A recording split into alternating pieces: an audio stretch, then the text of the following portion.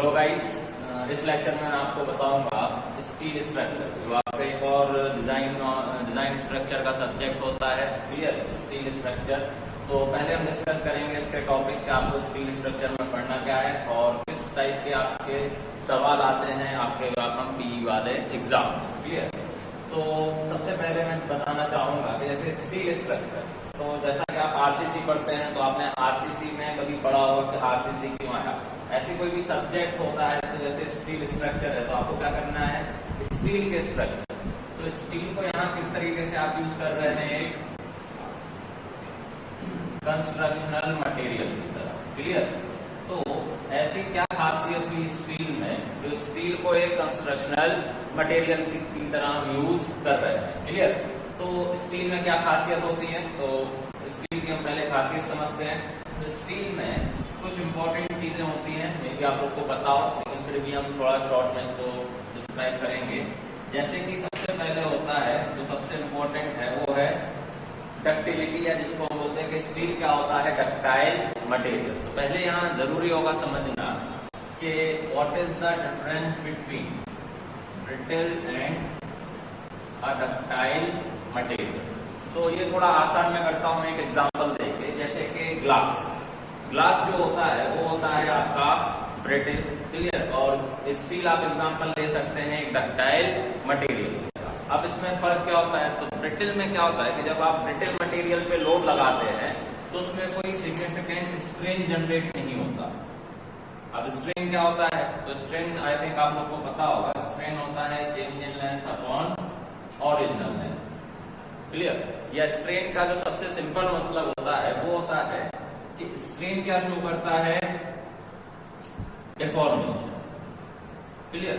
अब डिफॉर्मेशन कैसे आएगा, तो आप कभी भी किसी भी मटेरियल पे, ब्रिटल हो या डक्टाइल हो, किसी भी मटेरियल पे आप क्या लगाते हैं, जब लोड लगाते हैं, इवन मैं इस पे क्या करूँ, टेंसाइल फोर्स लगाऊं या कंप्रेशन फोर्स, तो उसके कारण उस मटेरियल बॉडी पे क्या होता है, उसका शेप साइज कुछ भी चेंज होता है, जिसको हम बोलते हैं डिफॉर्मेशन। अब लोड की वजह से कितना डिफॉर्मेशन हुआ, तो उसको रिप्रेजेंट करने के लिए आप टर्म क्या यूज करते हैं, स्ट्रेन यूज करते हैं। क्लियर? तो स्ट्रेन की वजह से, स्ट्रेन क्या होता है, विच represents the deformation by applying an external load. Clear? तो स्ट्रेन के हिसाब आप यहाँ समझ सकते हैं स्ट्रेस, जैसे आई थिंक ये भी आप लोग को थोड़ा पता होगा। स्ट्रेस क्या होता है, तो नॉर्मली आप लोग डेफिनेशन बोल देते हैं कि force per unit area. Clear? तो ये तो एक न्यूमेरिकल रिप्रेजेंटेशन हो गया, force per unit area. But actual definition आप स्ट्रेस का क्या समझते हैं कि लोड के कारण क्या होगा, डिफॉर्मेशन, और डिफॉर्मेशन ना हो तो उसको रजिस्ट करने के लिए जो इंटरनल रेजिस्टेंस होता है वो कहलाता है आपका स्ट्रेस। क्लियर? तो थोड़ा मैंने यहाँ बेसिक आप लोग के क्लियर करना चाह रहा हूँ स्टील के बारे में, या पहले मैं मटेरियल के बारे में बताना चाह रहा हूँ, फिर अपन आएंगे बेसिकली जो आपको स्टील में पढ़ना है। क्लियर? और सिलेबस के बारे में। तो पहले मैं बेसिक ये बता रहा हूँ कि स्ट्रेस और स्ट्रेन। तो स्ट्रेस क्या होता है, it is the internal resistance which resist the deformation due to external load. Clear? और कितना डिफॉर्मेशन हो रहा है ये आप कैसे रिप्रेजेंट करते हैं, बाय स्ट्रेन। क्लियर है? तो अब मैं आगे बढ़ता हूँ। अब इनका रिलेशन ब्रिटल और डक्टाइल में क्या होता है, तो ब्रिटल मटेरियल वो होते हैं जो ज्यादा डिफॉर्म ना हुए डायरेक्टली फेल हो जाए।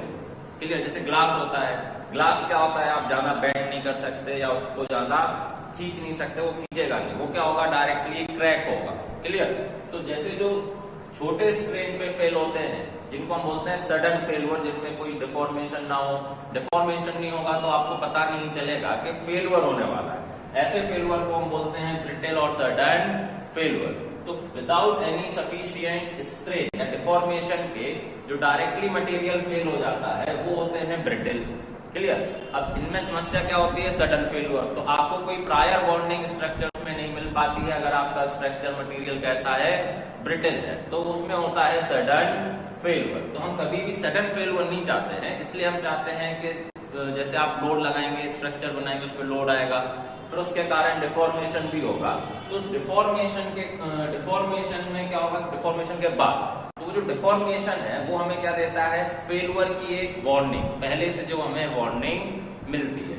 तो ऐसे मटेरियल जिनमें लोड लगाने पे डिफॉर्मेशन, पहले मैक्सिमम डिफॉर्मेशन होगा, फिर जाके फेल्यूर होगा, ऐसे मटेरियल कहलाते हैं डक्टाइल मटेरियल।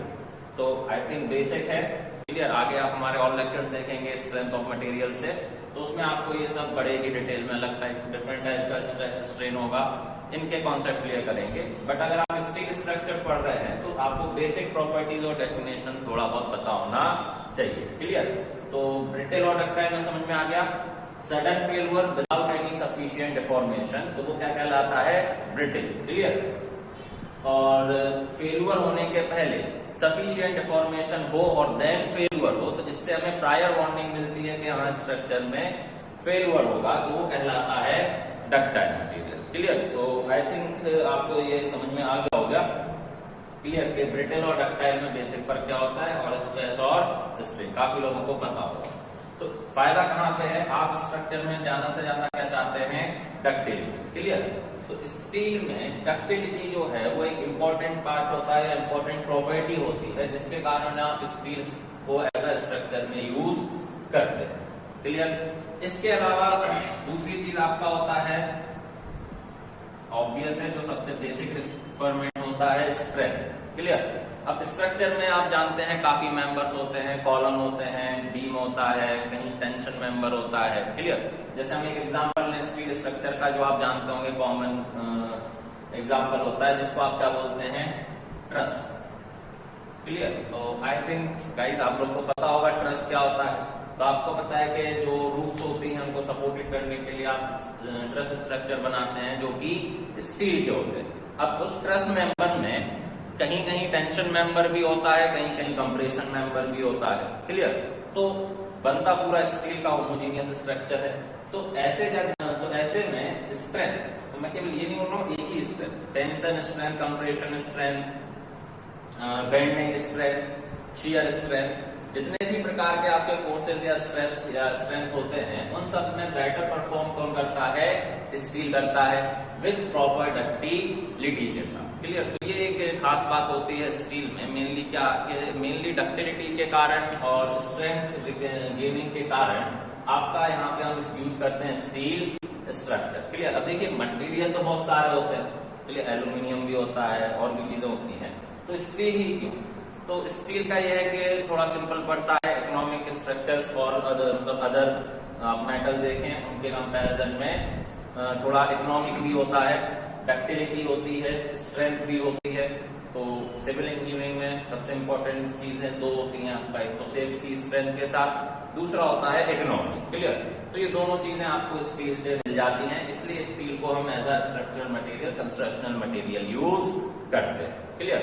तो पहले तो मैंने आपको ये बताया कि क्या जरूरत हुई स्टील की एज अ स्ट्रक्चर, तो जरूरत के हिसाब से मैंने आपको बताया कि यहाँ पे क्या होता है, स्ट्रेस और स्ट्रेन। तो ब्रिटल और डक्टाइल आई थिंक समझ में आ गया होगा। ये सब चीजें आप जब हमारा स्ट्रेंथ ऑफ मटेरियल के लेक्चर्स देखेंगे तो उनमें और भी डिटेल से समझाया जाएगा, क्लियर। तो चलिए और थोड़ा मैं इसमें आपको बेसिक बताता हूँ। तो अगर हम देखें केवल स्टील की बात करें तो स्टील क्या होता है, तो जैसे मैं पूछूंगा कि सबसे पहले तो नाम क्लियर होना चाहिए। तो नाम में क्या है, स्टील। स्टील क्या होता है, क्लियर। तो आई थिंक आप लोग को पता होगा स्टील क्या होता है, अलॉय, क्लियर। अब कई लोग होंगे अलॉय का नाम सुना होगा, या इसको अपन बोल सकते हैं क्या, मिश्रित धातु। अब मिश्रित धातु अलॉय क्या होते हैं, तो ऐसे मेटल या ऐसा मटेरियल जो दो अलग मटेरियल से कंपोनेंट से मिलके बना हो, क्लियर। तो अलॉय मतलब दो अलग अलग एक से ज्यादा मटेरियल से मिलके बना है, इसलिए इसको बोलते हैं अलॉय, क्लियर। अभी किसका अलॉय होता है, तो ये होता है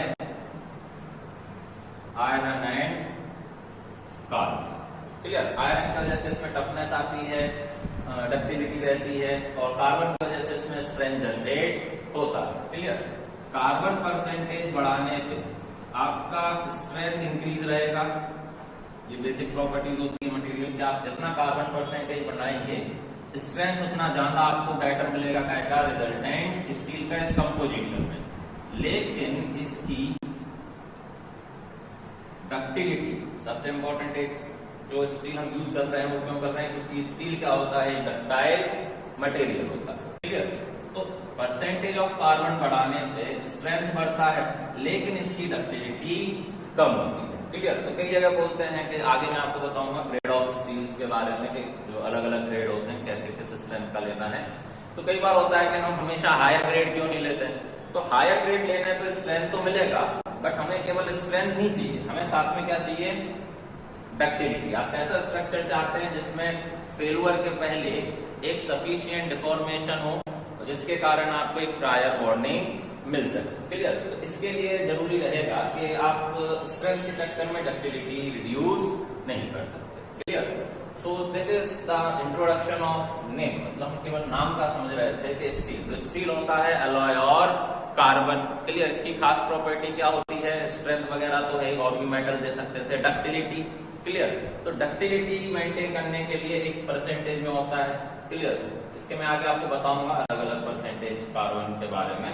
क्लियर? तो फिलहाल केवल आप इतना याद रखें कि it is an alloy of steel, iron and carbon. Clear? ये चीज याद रखिएगा, हो सकता है ऑब्जेक्टिव में कॉमन एक नॉलेज के तौर पे पूछ ले कि कार्बन कंटेंट बढ़ाने पे स्ट्रेंथ बढ़ता है बट उसकी डक्टिलिटी घटती है। इसलिए हर जगह अपन को बार बार ये नहीं सोचना है कि नहीं अपन हायर ग्रेड ही लगाएंगे तो बेहतर स्ट्रेंथ मिलेगा। क्लियर है? तो आई थिंक इतने में कोई डाउट नहीं होगा। और थोड़ा ये समझ लें स्ट्रेन और स्ट्रेस, इसमें अगर कोई डाउट हो तो आप कमेंट्स में अभी पूछ लें जिससे कि मैं आपको समझा सकूं। ये दो इंपॉर्टेंट टर्म याद रखने हैं, ब्रिटलनेस और डक्टिलिटी। क्लियर? आगे हम आरसीसी भी पढ़ेंगे इसमें, तो आरसीसी में भी यही एक खासियत होती है, ब्रिटल और डक्टाइल। क्योंकि आप पढ़ पूरा क्या रहे हैं, स्ट्रक्चरल डिजाइन में दो पार्ट होते हैं मेनली, एक आपका आरसीसी का डिजाइन होता है, एक स्टील का डिजाइन होता है। दोनों में स्टील कॉमन होता है, आरसीसी में भी आप स्टील लगाते हैं। तो लगाने की जो सबसे रिक्वायरमेंट या खास बात है वो होती है उसकी ductility. Clear? So I think आपको समझ में आ गया होगा। यस राहुल लिखा हुआ है, alloy of iron and carbon. Clear? तो मैं ये पूछ रहा हूँ कि अगर इसमें कोई डाउट हो तो मैं अभी आपको क्लियर कर सकता हूँ। क्लियर? तो ये थोड़ा समझ के चलना है, बाकी आप जब स्ट्रेंथ ऑफ मटेरियल पढ़ेंगे तो ये चीजें बहुत डिटेल में आपको बताई जाए। तो आई थिंक समझ में आ गया होगा। हम थोड़ा आगे बढ़ते हैं। तो और आपको कंफ्यूज ना हो तो आप कुछ पॉइंट्स में इन सब चीजों को लिखते चले, जैसे मैं आपको समझाऊंगा डिटेल में। क्लियर? लेकिन आप हर चीज को नोट नहीं करना है कि आप लेक्चर में पूरा नोट करें। क्लियर?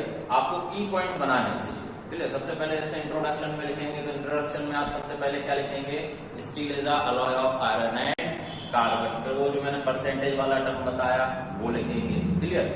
और डेली लेक्चर के बाद रिवीजन करना जरूरी है, और उसी रिवीजन के दौरान आपको नोट्स में की पॉइंट्स जरूर लिखने हैं। क्लियर? रिक्वायरमेंट ऑफ स्टील या खासियत जो स्टील की होती है तो मैंने अभी बताया, डक्टाइल मटेरियल होता है।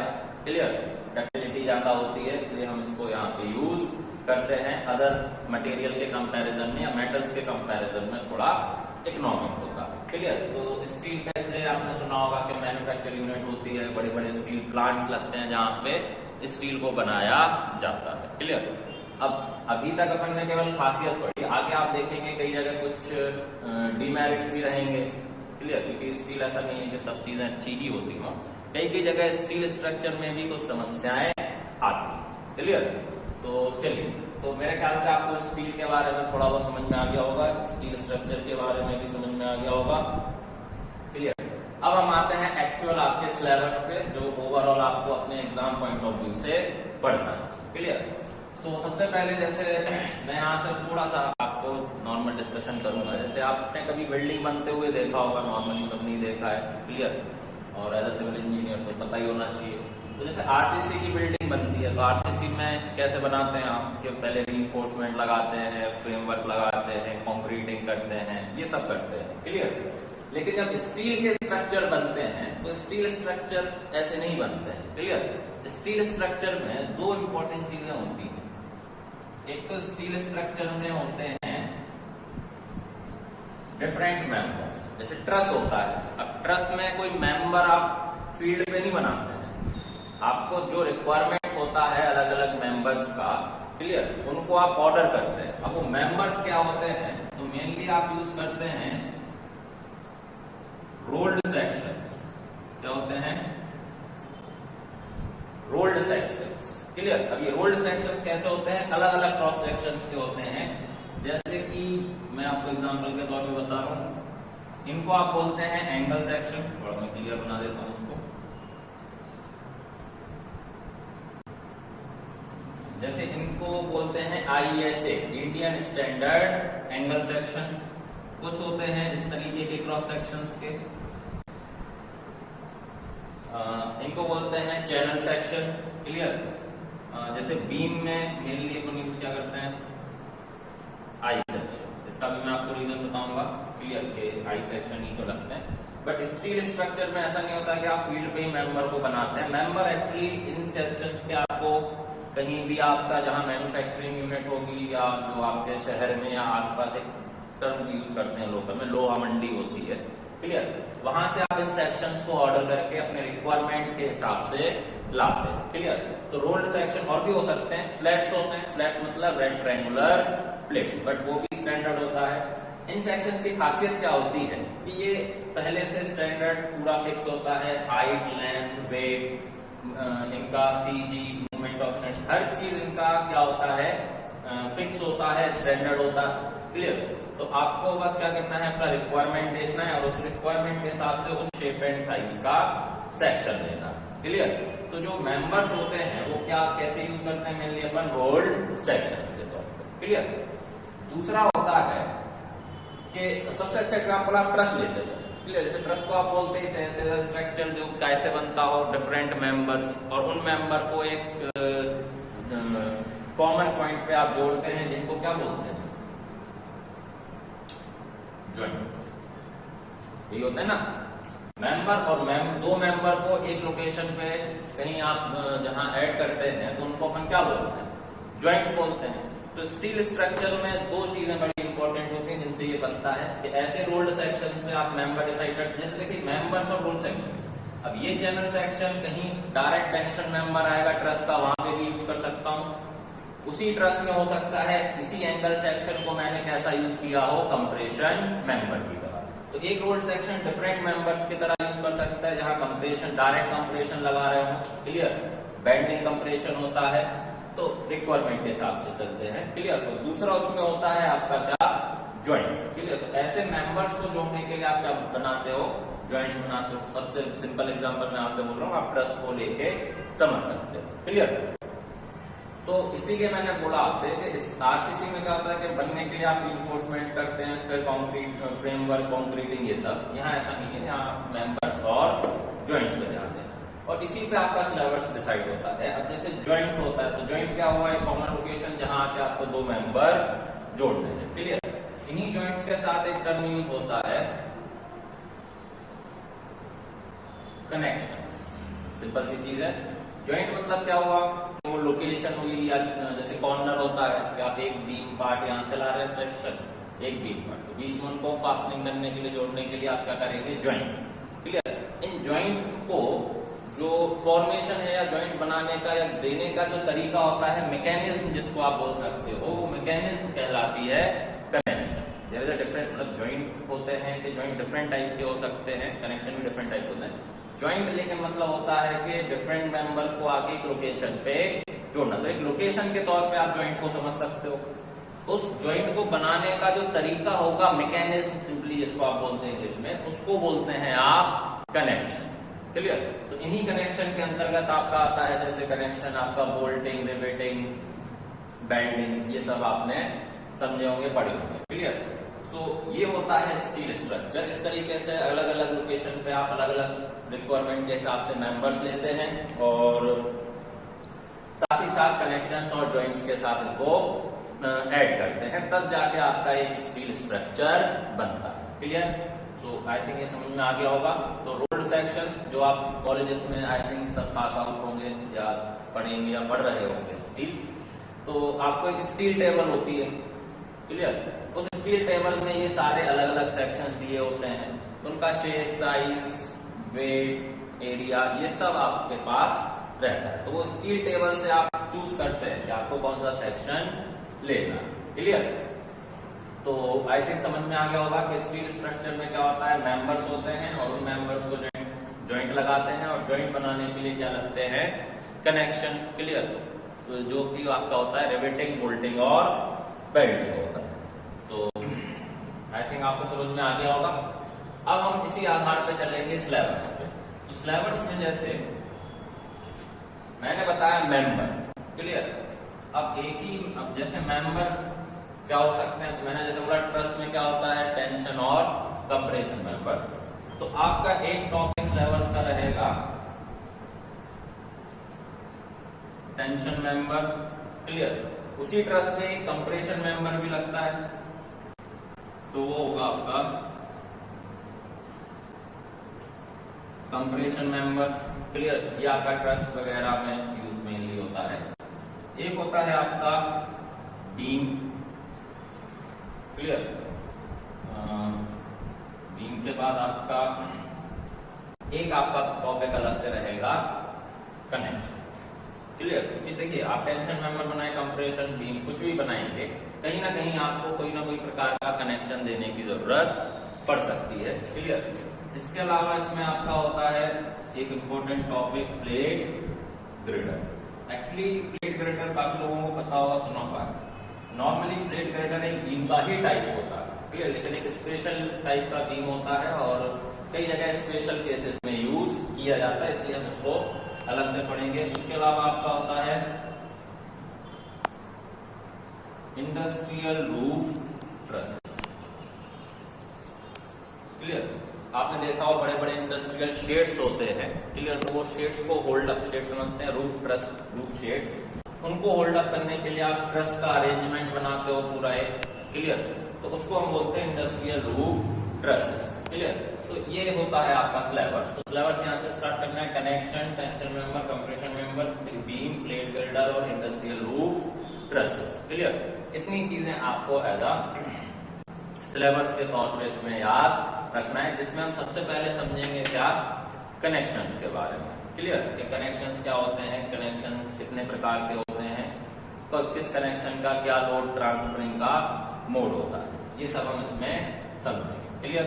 अब समस्या ये है कि आपका जो पीईबी का एग्जाम होता है वो एक ऑब्जेक्टिव एग्जाम है और बहुत बेसिक लेवल के इसमें सवाल आते हैं, क्लियर। स्टील में इतना हायर वेटेज में होता है, जैसे कि आपने अभी सॉइल मैकेनिक्स पढ़ा, सॉइल मैकेनिक्स एक मेजर सब्जेक्ट होता है, स्टील भी अच्छा सब्जेक्ट होता है, बट इसका वेटेज आपके एग्जाम में थोड़ा सा कम रहेगा, क्लियर। तो आपको करना क्या है कि जब आप तैयारी करेंगे तो आपको क्या कंप्लीट सिलेबस या कंप्लीट कोर्स करना है। तो आपको जो तैयारी करनी है उसको डिजाइन स्ट्रक्चर, अब डिजाइन स्ट्रक्चर मैंने क्या बोला, एक तो आरसीसी में आप पढ़ेंगे आरसीसी डिजाइन, दूसरा अपन पढ़ रहे हैं साथ में स्टील स्ट्रक्चर, क्लियर। तो जो आप यहाँ से वेटेज लेके चलेंगे, तो मैं आपको एक एवरेज वेटेज बता रहा हूँ कि 7 से 8 क्वेश्चन आपके हो सकते हैं आरसीसी में भी देखिए कंक्रीट टेक्नोलॉजी से रिलेटेड सवाल, वो सब अगर अपन ऐड करते हैं तो 7 से 8 सवाल में भी 10 तक भी जाते हैं। स्टील में ये वेरिएशन आपका रहेगा कितना, 2 से 3 सवाल जो प्योरली स्टील के बेसिस पे आएंगे, और इसी में स्टील स्ट्रक्चर के साथ आगे थोड़ा अपन इसमें पढ़ेंगे प्लास्टिक एनालिसिस से रिलेटेड, क्लियर। तो जो एवरेज एंड ओवरऑल वेटेज अगर अपन यहाँ थोड़ा देखें तो ये मैं आपको बता सकता हूँ कि 10 से 12 क्वेश्चन कंबाइंडली आएंगे, जिसमें से स्टील के इफेक्टिव जो प्योर सवाल रहेंगे जैसे इनसे वो 2 से 3 में भी समटाइम 4 या 5 सवाल भी आ सकते हैं। इससे ज्यादा सवाल आपके पास स्टील में मुश्किल है कि आपके पीवी के एग्जाम में आए, क्लियर। तो इसलिए अपने को यहाँ मेनली क्या करना है, बेसिक कॉन्सेप्ट और कॉन्सेप्चुअल चीजों पे ध्यान देना है। आपके एग्जाम में थ्योरेटिकल सवाल थोड़ा ज्यादा आते हैं, न्यूमेरिकल वेटेज कम होता है, क्लियर। तो जैसे आगे अपन पढ़ेंगे स्ट्रक्चर्स में आप जानते हैं परमिसिबल स्ट्रेसेस टर्म यूज करते हैं, ये सब आपको बताऊंगा आगे। तो ये परमिसिबल स्ट्रेसेस क्या होती हैं, कितनी होती हैं, कैसे आप डिसाइड करते हैं, ये सब हम देखेंगे। तो इनकी वैल्यूज, और दूसरा होता है कि स्ट्रक्चर डिजाइनिंग के लिए कुछ स्टैंडर्ड तय किए गए हैं जिनके लिए आप यूज करते हैं आईएस कोड। जैसे स्टील का कौन सा होता है, आईएस 800, क्लियर। तो ये जो आईएस 800 है इसके कुछ रिकमेंडेशंस होते हैं, वो सारे रिकमेंडेशन हम क्लास में डिसाइड करेंगे। खैर आपको कोड में अलग से जाने की कोई जरूरत नहीं है, क्लियर।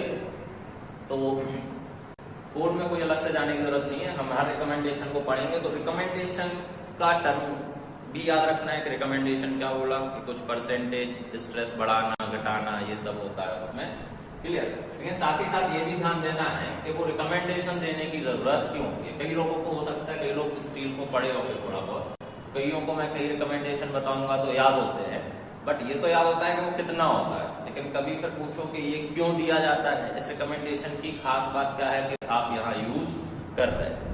तो हम पहले रिकमेंडेशन भी समझेंगे, कोड वगैरह का आपको ज्यादा मैं यहाँ यूज बताऊंगा नहीं, क्लियर। आपको मैं सारा कोड का वैल्यूज यहाँ बताऊंगा और उसका हर एक चीज आपको बताएंगे कि ये रिकमेंडेशन का यूज क्या है और इस पर्टिकुलर जगह उसको यूज करने का क्या रीजन, क्लियर है। तो आई थिंक अब आप थोड़ा तैयार हो गए हैं स्टील स्ट्रक्चर पढ़ने के लिए, एक्चुअल स्टील स्ट्रक्चर पढ़ने के लिए।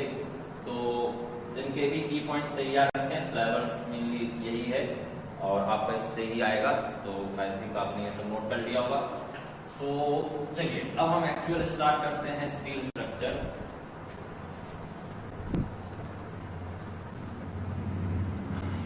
अब स्टील स्ट्रक्चर में जो सबसे पहला टॉपिक है वो है कनेक्शंस। तो कभी कभी कोई पूछ लेता है कि जॉइंट्स और कनेक्शंस में बेसिकली फर्क क्या होता है, क्लियर। तो जॉइंट मैंने बताया कि दो मेंबर को एक कॉमन लोकेशन पे जोड़ना, जो जोड़ते हैं तो उसको अपन बोलते हैं जॉइंट।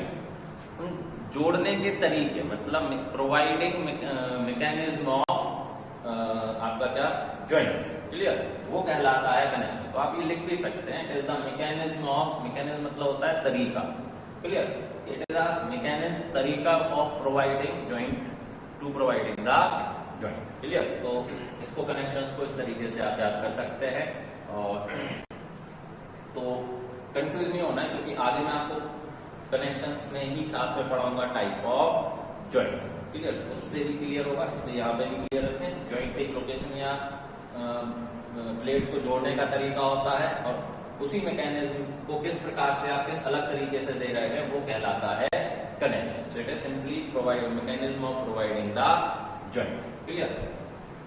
अब यहाँ पे काफी लोग होंगे, अगर मैं इसके आगे का सवाल पूछूं तो आप लोग आंसर दे सकते हो, तो मैं चाहता हूं कि कोई ना कोई कमेंट में आंसर दे कि कितने टाइप के कनेक्शंस होते हैं और उनके नाम क्या है। तो कोई ट्राई कर सकता है, जिसको पता हो कमेंट में लिख के आप बता सकते हो कि टाइप ऑफ कनेक्शन, कितने प्रकार के कनेक्शन होते हैं, अगर किसी को भी पता है। और थोड़ा जल्दी करें, मैं देख रहा हूँ कमेंट बॉक्स में कि टाइप्स ऑफ कनेक्शंस कितने प्रकार के होते हैं और साथ में उन जो टाइप्स होगा उसका नाम भी बताना है, क्लियर। तो प्लीज थोड़ा बताएं, तो उसके आगे मैं आपको और अच्छे से समझा पाऊंगा।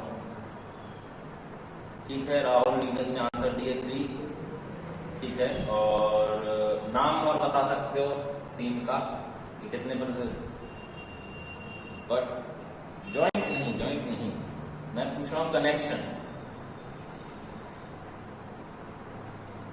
नीरज जी का आंसर आया है बोल्ट वेल्ड, चलिए धन्यवाद, इसके आगे हमें बता देंगे। तो जैसे आपका एक आंसर आया बोल्ट वेल्ड और एक और था आपका रिवेट, वेरी गुड। हाँ, यहाँ एक आंसर बीच में आया है जो मुझे आपका एक्चुअली बनाना था, वेरी गुड नरेंद्र जी का, डायरेक्ट एंड इनडायरेक्ट डायरेक्शन, ठीक है, मैं समझ गया आप लिखना चाह रहे थे, वेरी गुड, क्लियर। चलिए बस ठीक है, इतना काफी आप लोगों ने बताया। तो कॉमन बात है, ये कोई गलत आंसर नहीं है। अगर आपसे कोई पूछे कि कनेक्शंस कितने प्रकार के होते हैं तो आप हमेशा बोलोगे क्या, 3 प्रकार के। बोल्ट तो सिंपली ऑब्वियस है, लाइफ में सबने कभी ना कभी कहीं ना कहीं बोल्ट किसी का निकाला होगा या कहीं से बोल्ट निकाला होगा, जो भी किया होगा, तो आपने बोल्ट देखा, क्लियर, जो हम आजकल यूज करते हैं आई थिंक। और बेल्डिंग होते हुए भी मेरे ख्याल से सबने देखा ही होगा कहीं ना कहीं, ठीक है। रिवेट बहुत कम देखने को मिलता है, ठीक है, इनको फास्टनर्स भी बोलते हैं, जैसे आप जहाँ कॉमन टर्म यूज करते हैं, क्लियर। तो इस पे हम पढ़ते हैं, ये तो हमें काफी डिटेल में पढ़ना है, लेकिन उसके पहले जैसे नरेंद्र जी का आंसर आया था आई थिंक क्या, डायरेक्ट और indirect connection, very good, clear. Bolt weld rivet, ये तो हो गया कनेक्शंस के टाइप कि आप किस प्रकार से कनेक्शन बढ़ा रहे हो या किसी जॉइंट को बना रहे हो, क्लियर।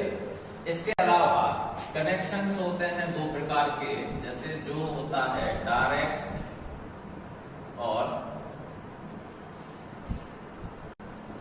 Indirect connection.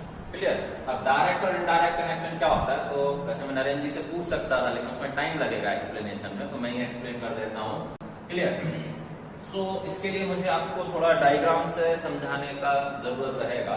क्लियर। तो वो मैं आपको समझाता हूँ, तो थोड़ा विजुअलाइजेशन रखना है। हाँ, स्टील स्ट्रक्चर में मैं एक चीज और बता दूं, थोड़ा आपको अपना विजुअलाइजेशन पावर अच्छा रखना है। ठीक है। देखो, दो टर्म होते हैं, इमेजिनेशन होता है, विजुअलाइजेशन होता है। इमेजिनेशन नहीं करना है यहाँ पे, इमेजिनेशन क्या होता है, काल्पनिक। क्लियर। इमेजिनेशन नहीं।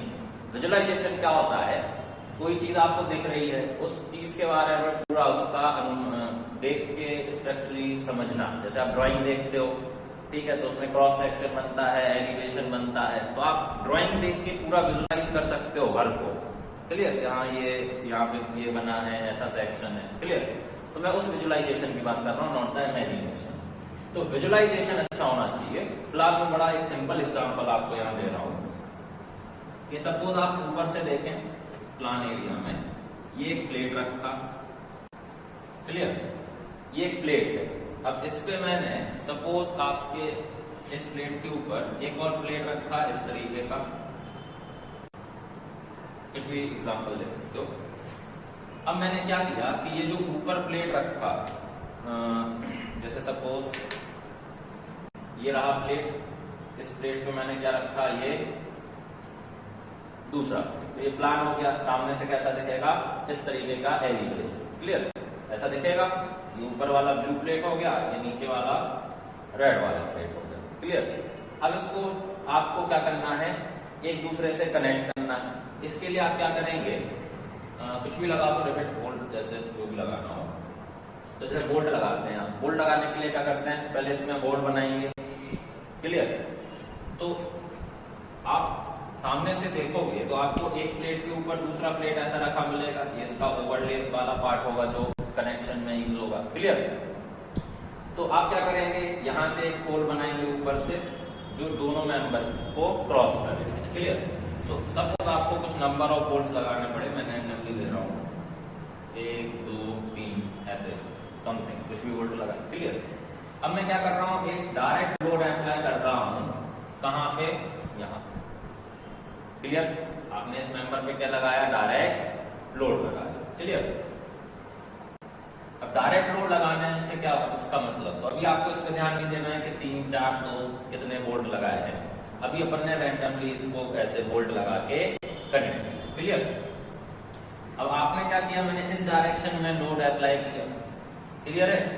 तो थोड़ा मतलब कंफ्यूज नहीं होना है, हम पढ़ रहे हैं डायरेक्ट कनेक्शन। ठीक है। तो जैसे मैं केवल ये बोल्ट बना दूं यहाँ पे साइड में, 1 2 3। क्लियर। इन 3 बोल्ट का कॉमन सीजी अप्रोक्सीमेटली कहाँ आएगा, ऑब्वियस है, इस लोकेशन पे। जैसे मैं बताऊं कहाँ आएगा, इस लोकेशन पे। क्लियर। अब जो ये है, ये क्या है, लोड या फोर्स। इसको मैं बोलूंगा line of action of force. क्या है, line of action of force. Clear. इसका मतलब क्या होगा, तो ये जो सीजी है कॉमन, और जो लोड है या फोर्स है, उसका लाइन ऑफ एक्शन कहां से पास कर रहा है, सीजी से। समझ में आया। जो line of action of force है वो कहां से पास कर रहा है, सीजी पे। इसका मैं बड़ा आपको अच्छा कॉमन एग्जांपल भी दे सकता हूं, जो आपको जैसे कॉलम होता है, तो कॉलम की डेफिनेशन क्या होती है कि कॉलम एक कंप्रेशन मेंबर होता है, कैसा, vertical axial. Clear. Axially loaded. अब एक्सियली लोडेड क्या होता है कि आपके जैसे ये कॉलम है, तो कॉलम की सीजी और कॉलम पे जो लोड लग रहा है उसकी सीजी बिल्कुल कोइंसाइड करे, तो ये क्या करेगा, एक्सियल कंप्रेशन। क्लियर। तो एक्सियल कंप्रेशन भी हो सकता है, एक्सियल टेंशन भी हो सकता है, दोनों। क्लियर। तो टेंशन लगे या कंप्रेशन लगे, लेकिन बोल्ट पे केवल क्या लगेगा, एक एक्सियल फोर्स। अब एक्सियल फोर्स मतलब, तो ऐसे में इसमें एक स्ट्रेस ही जनरेट होगा। सपोज जैसे आप किसी भी बोल्ट में निकालेंगे तो बोल्ट का एरिया, ये सब हम आगे पढ़ेंगे। क्लियर। तो यदि अब ऐसा स्ट्रेस क्या कहलाता है, ये कहलाता है एक्सियल फोर्स, एक्सियल और डायरेक्ट फोर्स। सीधी सी बात है। बोल्ट या जो भी आपने बोल्ट या रिवेट लगाए हैं, और जो line of action of force है वो उसके सीजी से पास करेगा, उस line of action of force में कोई भी इसेंट्रिसिटी क्रिएट नहीं हो। इसेंट्रिसिटी मतलब जैसे अब मानो मैंने ये कॉलम में लोड थोड़ा इस साइड लगा दिया, थोड़ा सा ये सीजी से खिसक गया, ये देख सकते हैं आप, क्लियर। तो ऐसे में क्या होगा कि ऊपर नीचे जाएगा लोड, तो सीजी बोल्ट की सीजी से क्या जाएगा उसमें इसेंट्रिसिटी, क्लियर। इसेंट्रिसिटी आती है जहां पे, वहां आ जाती है बेंड, क्लियर। तो डायरेक्ट कनेक्शन में ऐसा केस नहीं होता है। डायरेक्ट कनेक्शन मतलब सीधा सीधा आप डेफिनेशन याद कर लेना जो मैं आपको बोल रहा हूँ कि if the line of action of force passing through the CG of rivet और बोल्ट या बेल्ट, जैसे रिवेट और बोल्ट अलग अलग लगाते हैं, इसलिए मैं बोलता हूँ कि if the line of action of force passing through the CG of rivet और बोल्ट ग्रुप, समझ में आया, क्योंकि बेल्ट पे पूरा हम कंसोलिडेटेड बॉडी लेते हैं, क्लियर। तो हम बेल्ट की सीजी का बेल्ट, वो भी डेफिनेशन वही रहेगी कि the line of action of force passing through the CG of connection, सीधा याद रख लें। मैं वापस रिपीट कर देता हूं आप लोग को कि मैंने क्या बोला था, the line of action of force passing through the CG of bolt rivet या बेल्ट ग्रुप का जो भी रहेगा, तो अगर ऐसे सीजी से line of action of force pass होता है तो उसको हम बोलते हैं क्या, डायरेक्ट कनेक्शन, क्लियर। सो ऐसे में बोल्ट, हर एक बोल्ट पे केवल क्या आएगा, डायरेक्ट स्ट्रेस और एक्सियल स्ट्रेस आएगा, इस पे कोई भी बेंडिंग वगैरह नहीं आएगा या मूवमेंट नहीं आएगा। नॉर्मली मूवमेंट फ्री कनेक्शन कई नाम हो सकते हैं इसके, ये मूवमेंट फ्री और डायरेक्ट कनेक्शन, ठीक है। सो आई थिंक समझ में आ गया होगा एक बार।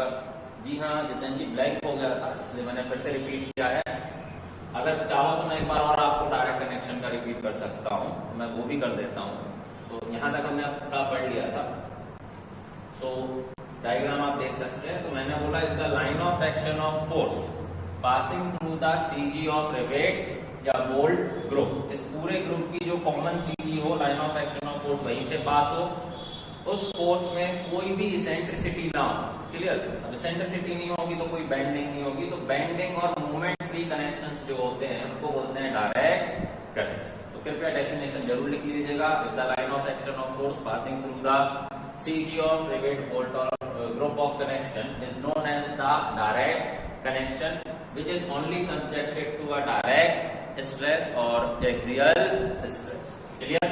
तो ठीक है, चलिए। तो नाम से ही समझना है, अगर ऐसे कनेक्शंस को डायरेक्ट कनेक्शन कहते हैं तो इनडायरेक्ट कनेक्शन क्या होगा, तो ऑब्वियस है इसकी ऑपोजिट डेफिनेशन बन जाएगी कि the line of action of force does not passes through the CG of bolt और रिवेट ग्रुप या बेल्ट, क्लियर। तीनों में से जो भी आपने लगाया हो, तो यदि यहाँ पे क्या होता कि ये जो, इसका मैं दूसरा एग्जांपल आपको बना के बताता हूँ, आपको बेहतर समझ में आ सकता है कि तो डायरेक्ट कनेक्शन समझ में आ गया होगा आई थिंक। अब हम आएंगे इनडायरेक्ट कनेक्शंस पे। तो इनडायरेक्ट कनेक्शन के लिए देखिए मैं थोड़ा टिपिकल सा एक डायग्राम दूंगा, लेकिन आपको समझ में आएगा।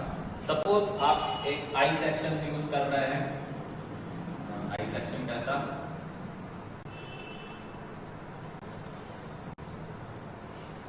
ये सपोज क्या है, आई सेक्शन है, क्लियर।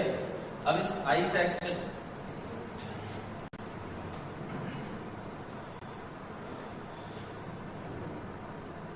ये ऐसा, क्लियर। अब आई सेक्शंस में या आई ऐसे जो फ्लेन सेक्शन होते हैं इनको हम क्या बोलते हैं, फ्लेन सेक्शन। तो आप जानते हैं कि इनका ये जो पार्ट होता है ये फ्लेन होता है। अब सपोज इस आई सेक्शन को मैंने ऐसा रखा है एक वर्टिकल मेंबर कॉलम की तरह, क्लियर।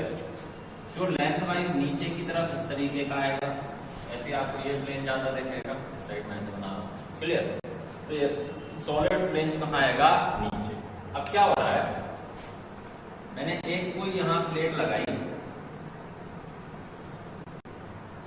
अलग से, क्लियर।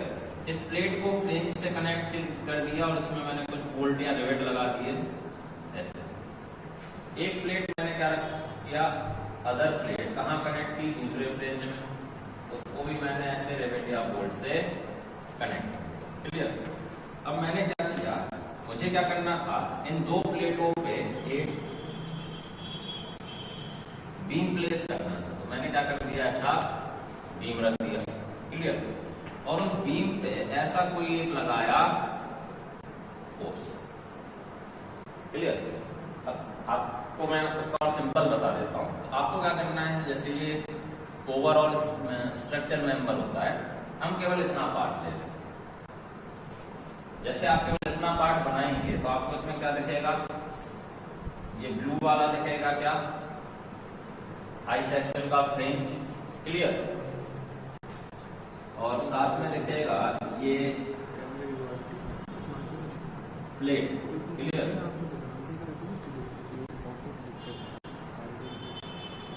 ठीक है, और इस प्लेट पे लगा हुआ क्या दिखेगा, ये क्लियर है।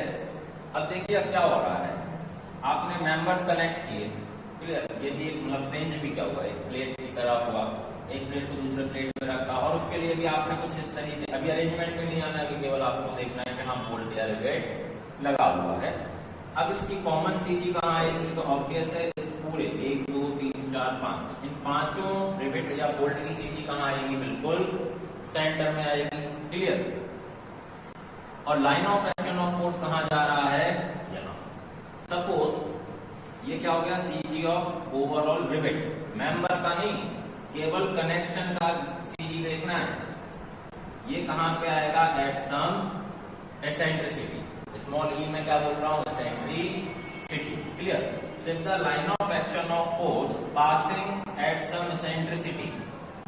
अब एसेंट्रिसिटी आएगा तो देखिए मैं सीजी को देखो, सीजी पे देखो क्या क्या आएगा, एक तो डायरेक्ट लोड आएगा जिसके कारण एक डायरेक्ट स्ट्रेस बनेगा। दूसरी चीज क्या आएगी, P into E आएगा कि नहीं आएगा। आप ओवरऑल की सीजी पे या रिवेट ग्रुप पे जब आप फोर्स निकालेंगे किसी रिवेट पे, तो हर एक रिवेट पे दो चीजें आएंगी, एक डायरेक्ट लोड आएगा जो कि आते ही था इसके पहले भी, साथ ही साथ यहाँ क्या आएगा, एक P into E movement due to the eccentricity in line of action of force from the CG of rivet group, clear. तो इसके वजह से क्या होगा कि मेंबर पे एक लगेगा एक्सियल लोड और एक लगेगा मूवमेंट, इट में बी बेंडिंग और ट्विस्टिंग मूवमेंट, ये हम आगे समझेंगे, क्लियर। तो ऐसे कनेक्शंस को हम बोलते हैं इनडायरेक्ट कनेक्शन, और जैसे किसी ने कमेंट किया था एसेंट्रिक कनेक्शन, जी हाँ, और इन्हीं को हम बोलते हैं एसेंट्रिक कनेक्शन। तो नाम से ही समझ लेना, एसेंट्रिक कनेक्शन मतलब ऑब्वियस है जिसमें जिन कनेक्शन में line of action of force में क्या हो, कोई ना कोई एसेंट्रिसिटी हो, तो ऐसे कनेक्शंस को हम बोलते हैं इनडायरेक्ट कनेक्शन और एसेंट्रिक कनेक्शंस, क्लियर है। So what is the difference between direct and indirect connection, basic. So direct connection जिसमें क्या होता है, line of action of force passes through the CG of rivet group which subjected only a direct load, clear. Indirect connection क्या होता है, it is a if the line of action of force does not passes through the CG of rivet group, it will passes through at some eccentricity, कहाँ से जाएगा, eccentricity. These connections subjected to direct load and a movement. This will be एक आपका bending movement भी हो सकता है और ट्विस्टिंग मूवमेंट भी हो सकता है। ये जब हम अलग से आपको इनडायरेक्ट कनेक्शन में पढ़ाऊंगा तो उसमें मैं आपको ये सब बेहतर समझा सकता हूँ, क्लियर। सो आई थिंक अगर समझ में आ गया हो तो आप कमेंट बॉक्स में हम सब करके बोल सकते हैं, ठीक है, कि आपको समझ में आ गया है। बाकी मैं आपको आगे भी बताऊंगा कि कब आपको इनडायरेक्ट कनेक्शन में ट्विस्टिंग लेना है, कब बेंडिंग लेना है, ये जब हम ट्रेल में आगे इनडायरेक्ट पढ़ेंगे तब समझेंगे। आई थिंक इतना समझ में आ गया होगा आप लोग को, तो आई थिंक क्लियर हो गया होगा, ठीक है। चलिए राहुल जी और योगेश जी का सब आ गया है। सो आप इनको बोल सकते हैं डायरेक्ट कनेक्शन, सॉरी मतलब इसको बोल सकते हैं इनडायरेक्ट कनेक्शन और एसेंट्रिक कनेक्शन, क्लियर है। तो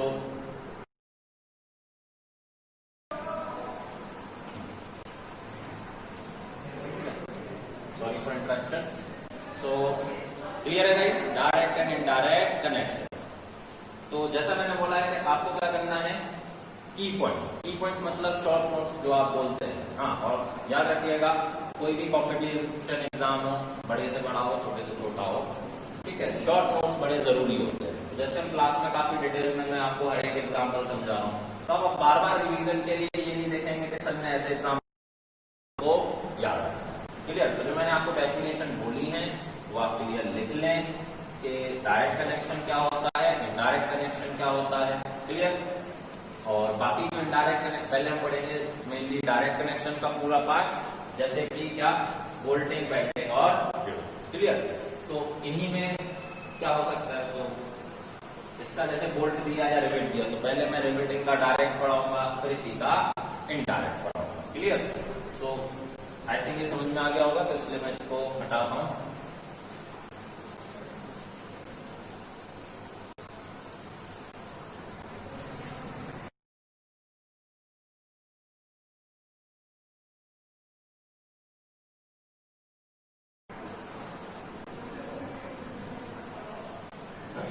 तो आगे हम देखें क्या कि डायरेक्ट कनेक्शन। तो जैसे कि अभी आपको समझ में आया डायरेक्ट इनडायरेक्ट। अब जैसे मैंने सवाल पहले ये क्यों पूछा था कि 3 प्रकार के जो आपने बताए थे रिवेटिंग वोल्टेज, तो ये है तो फोर्स के बेसिस पे जो टेक्निकल मैंने आपको बेसिक डिफरेंस बताया वो था कि फोर्स का नेचर कैसा है। क्लियर? अब मैं आपको बताऊंगा कि डायरेक्ट कनेक्शन आप रिवेटिंग लगा सकते हैं, वोल्टिंग लगा सकते हैं, बेल्डिंग भी लगा सकते हैं। क्लियर? ऐसे आप इनडायरेक्ट कनेक्शन को भी कैसे रिवेटिंग, वोल्टिंग या बेल्डिंग। अब ये डिपेंड होता है कि स्ट्रक्चर में जो भी आप मेंबर डिजाइन कर रहे हैं उस मेंबर का नेचर कैसा है। क्लियर? या वहां क्या रिक्वायरमेंट है, बेल्डिंग लगाना है, वोल्टिंग लगाना है या रिवेटिंग लगाना है। क्लियर? चलिए, तो सबसे पहले हम रिवेटिंग। क्लियर? अब रिवेटिंग में सॉरी में भी जो होगा WSM और साथ ही साथ याद रखना है डायरेक्ट कनेक्शन। क्लियर?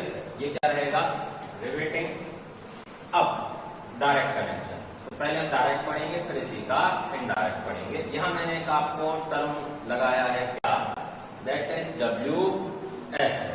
क्लियर? अब WSM क्या होता है, तो जैसा कि आप सब लोग जानते होंगे कि मेथड ऑफ डिजाइन,